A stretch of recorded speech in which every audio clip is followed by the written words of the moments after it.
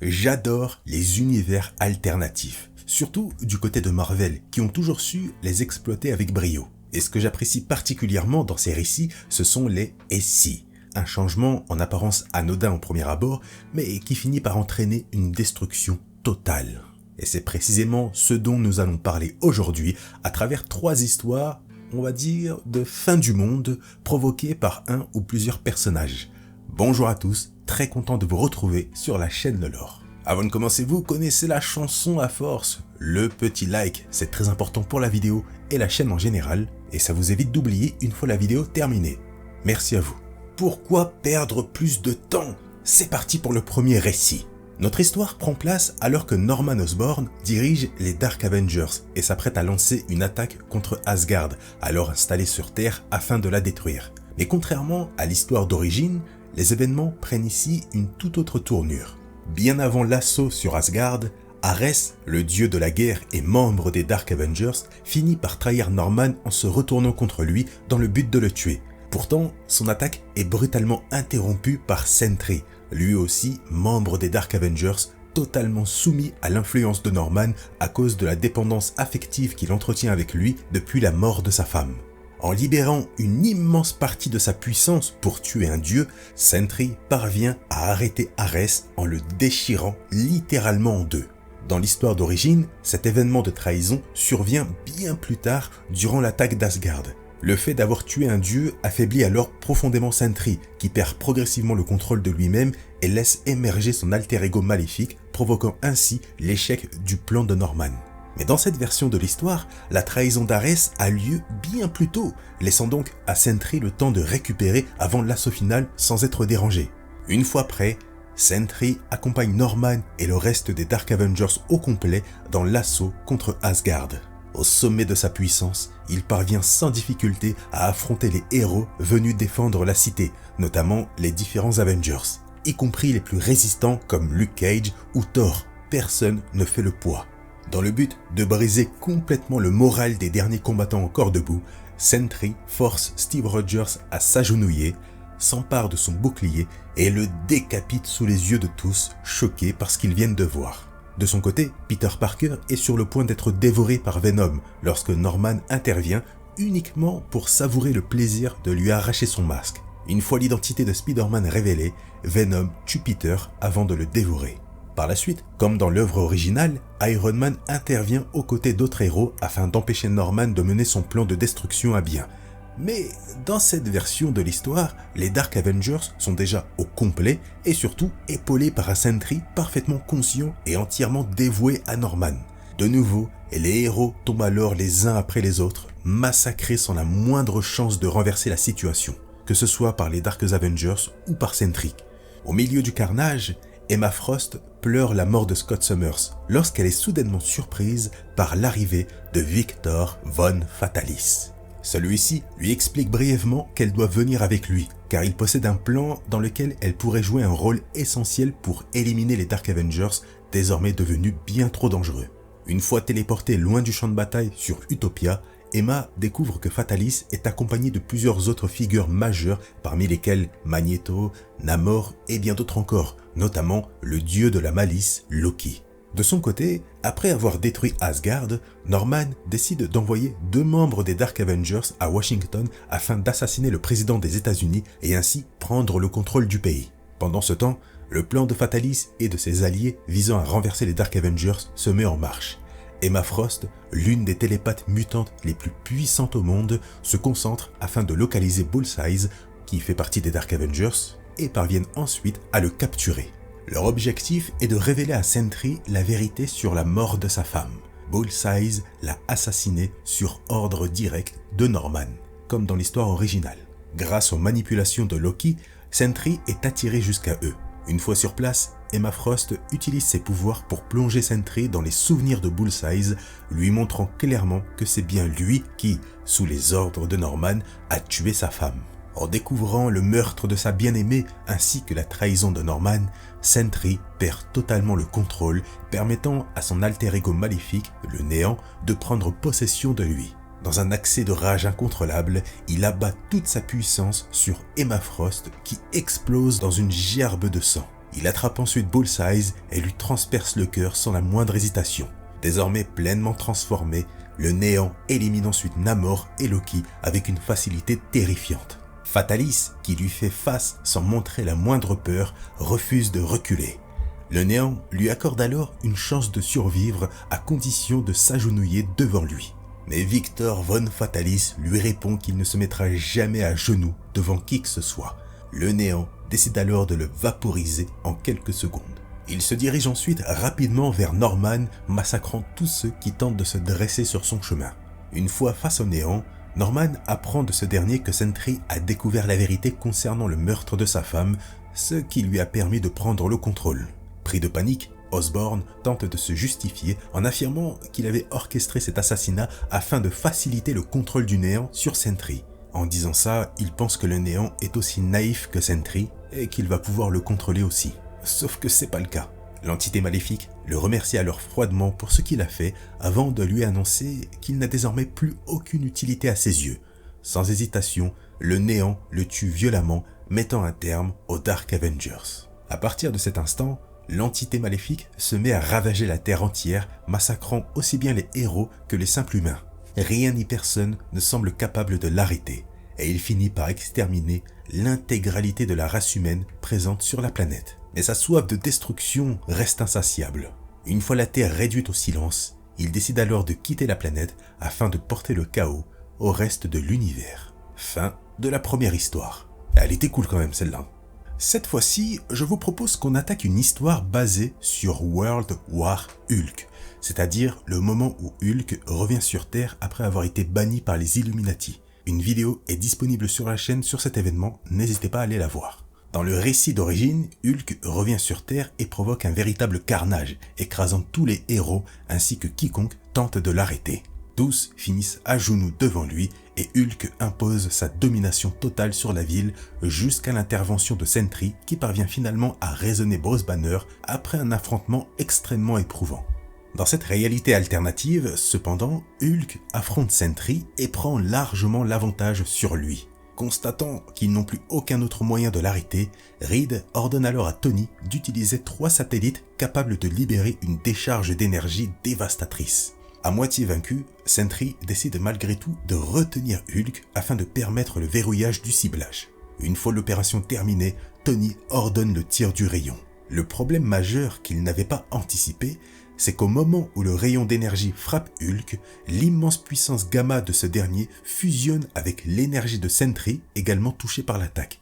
Cette réaction provoque alors une explosion atomique d'une ampleur colossale qui ravage toute la ville. Tous les héros présents sont instantanément vaporisés par l'onde de choc, notamment Spider-Woman. Mais pourquoi elle en particulier ? Eh bien, durant cette période, les Skrulls avaient déjà commencé leur infiltration de la Terre, et leur reine avait pris l'identité de Spider-Woman. Elle fait donc partie des victimes de l'explosion. Depuis l'espace, l'Empire Skrull, qui n'a plus de planète depuis la destruction de cette dernière par Galactus et cherche donc à envahir la Terre, observe toute la scène et assiste notamment à la mort de leur reine. L'un des Skrulls, nommé l'évêque, décide alors, en constatant que la quasi-totalité des héros a été éliminée, de lancer l'invasion de la Terre. Il ordonne l'extermination des humains ainsi que des derniers héros encore en vie afin de prendre le contrôle de la planète.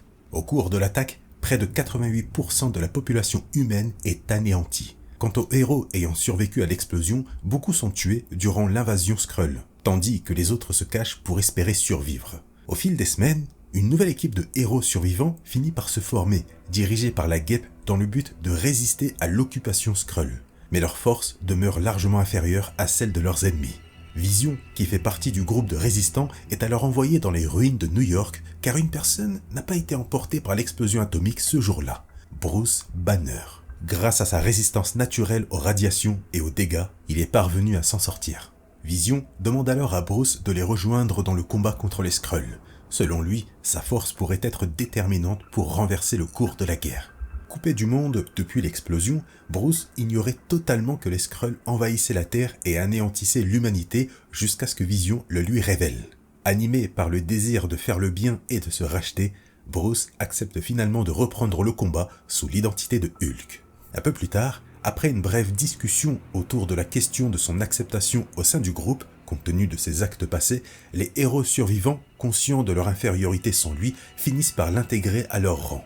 De leur côté, en apprenant que Hulk a rejoint les rangs des survivants, les Skrulls décident d'activer leur agent dormant infiltré parmi les héros. Et alors que Hulk s'adresse ouvertement aux héros et aux derniers humains encore en vie pour expliquer son passé et affirmer sa volonté de changer, Hank Pym et la chef de la résistance, la Guêpe, s'éloignent légèrement afin de partager un moment d'intimité. C'est alors que Hank découvre avec horreur que la Guêpe est en réalité une espionne Skrull. Elle avait orchestré la création de la résistance dans le but de rassembler en un seul lieu l'ensemble des héros et des survivants humains afin de les éliminer simultanément. Estimant le moment opportun et conformément aux ordres du commandement Skrull, l'agent dormant active une bombe génétique implantée dans le corps de Hank Pym. Sans pouvoir réagir, le corps de ce dernier libère l'énergie de la bombe et explose sous les yeux de tous les survivants, les anéantissant sur le champ, qu'il s'agisse des héros ou des humains qui s'étaient réfugiés. Tous périssent dans la déflagration, à l'exception d'un seul être, Hulk. Son corps est le seul à pouvoir supporter une telle puissance atomique. Dévasté par cette nouvelle tragédie, une fois encore liée à une explosion dont il est le seul survivant, Hulk sombre dans le désespoir. Il comprend qu'il est désormais officiellement le dernier humain sur Terre. Cela signifie que la planète n'appartient plus à l'humanité, mais aux Skrulls. Il décide alors de convoquer le surfeur d'argent grâce à une technologie appartenant autrefois à Reed Richards. Une fois celui-ci présent, Hulk lui ordonne de faire appel à Galactus dans l'espoir que le dévoreur de mondes réduise en cendres cette planète désormais aux mains des Skrulls, afin de venger l'humanité disparue. Si les humains ne peuvent plus la voir, alors personne ne l'aura. Dans un premier temps, le héros de Galactus s'y oppose fermement, rappelant que c'est précisément sa rage destructrice qui a conduit la Terre dans un tel état, ce qui irrite bien sûr profondément Hulk. Néanmoins, face à sa position de dernier humain sur Terre, le surfeur lui accorde le droit de décider du destin de la planète et finit, à contre-cœur, par accepter de contacter Galactus pour qu'il dévore le monde. La Terre étant un lieu particulièrement cher à ses yeux, le surfeur d'argent annonce qu'il renonce à son rôle de héros de Galactus, incapable d'assumer le fait d'avoir été celui qui l'a conduit jusqu'à cette planète pour la condamner, alors qu'auparavant il avait toujours fait en sorte de la protéger en éloignant Galactus. Comme prévu, Galactus finit par arriver vers la Terre, désormais transformée en capitale Skrull, et entame donc son processus de dévoration afin de se nourrir sous les yeux d'un peuple Skrull terrifié de disparaître. Le dévoreur de mondes parvient à vider la planète de toute énergie et à la détruire, entraînant la disparition de l'ensemble des Skrulls. En revanche, ayant perçu sa puissance ainsi que l'ampleur de sa rage, Galactus décide néanmoins de maintenir Hulk en vie. Il lui annonce que, le surfeur d'argent ayant abandonné son rôle de héros, il l'a choisi pour lui succéder. Hulk, triste du sort de la Terre, refuse d'abord ce don, incapable de continuer à vivre après tout ce qu'il a traversé. Galactus lui promet alors qu'il peut, sans la moindre hésitation, apaiser sa souffrance en effaçant ce qu'il souhaite de sa mémoire. Hulk accepte la proposition et voit donc ses souvenirs effacés. Il devient ainsi le nouveau héros de Galactus pour l'éternité. Dans cette dernière histoire, je vous invite à rester du côté de Hulk, cette fois-ci avec Planète Hulk, c'est-à-dire l'événement se passant avant World War Hulk. Dans l'histoire originale, à la fin de l'événement, Hulk est marié avec Kaira et l'aime énormément, en plus de considérer la planète où il est désormais comme son chez lui. Le problème, c'est que sa femme finit par mourir dans une explosion massive qui tue également le peuple de Hulk.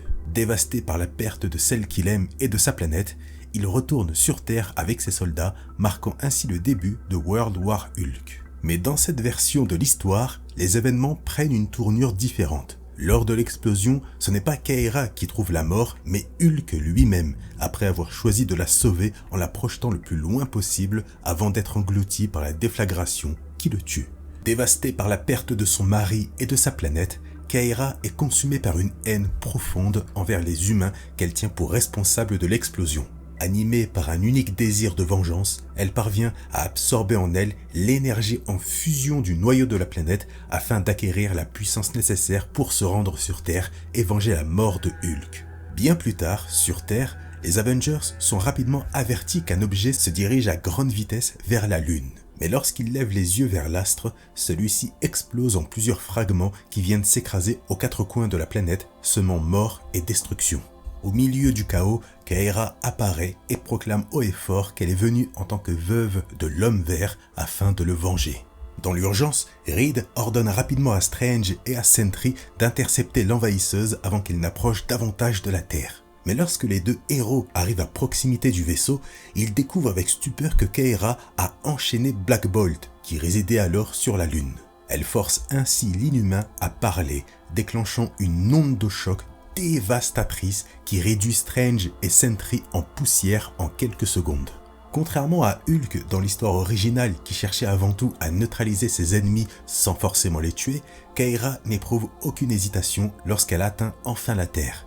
Elle commence immédiatement à massacrer les héros qu'elle croise, prenant notamment Reed Richards pour cible, étant celui qui coordonne tout ce qui se passe. Par la suite, elle parvient à massacrer les autres héros aux alentours.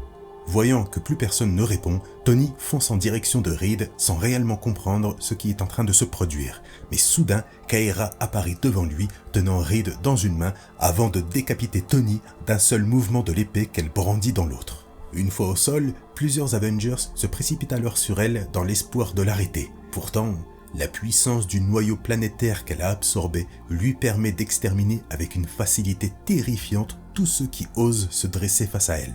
Alors si vous vous posez la question concernant la puissance de Kaera, sachez qu'elle est capable de tenir tête à Hulk et même de le battre. Donc maintenant, prenez sa puissance naturelle et rajoutez-y la puissance du noyau de la planète en fusion. Elle est désormais tellement consumée par la tristesse, la haine et le sentiment de perte que même ses propres soldats finissent par lui demander d'arrêter, estimant que Hulk et leur planète ont été vengés.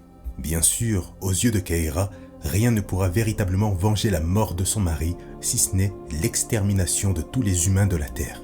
L'un de ses soldats parvient toutefois à la raisonner en lui faisant remarquer que si elle tue tous les habitants de la planète, il ne restera plus personne pour assister à l'hommage qu'elle souhaite rendre à Hulk.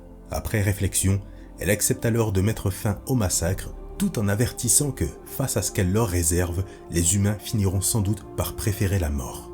Nous nous retrouvons désormais 21 ans plus tard. Kaera a conquis l'intégralité de la Terre et est parvenue à régner sur elle en tant que reine. Les héros ayant survécu durant toutes ces années ont fini par plier le genou devant elle, devenant des serviteurs et des esclaves qu'elle contrôle grâce à un dispositif. Alors qu'elle attend en silence, son fils, Scar, qu'elle a eu avec Hulk avant la mort de ce dernier, parce que oui, durant son attaque de la Terre, elle était déjà enceinte. Scar vient l'avertir que tout est enfin prêt. Il accompagne alors sa mère jusqu'à une immense statue dominant toute la ville, érigée en hommage à Hulk. Époux disparu et père vénéré.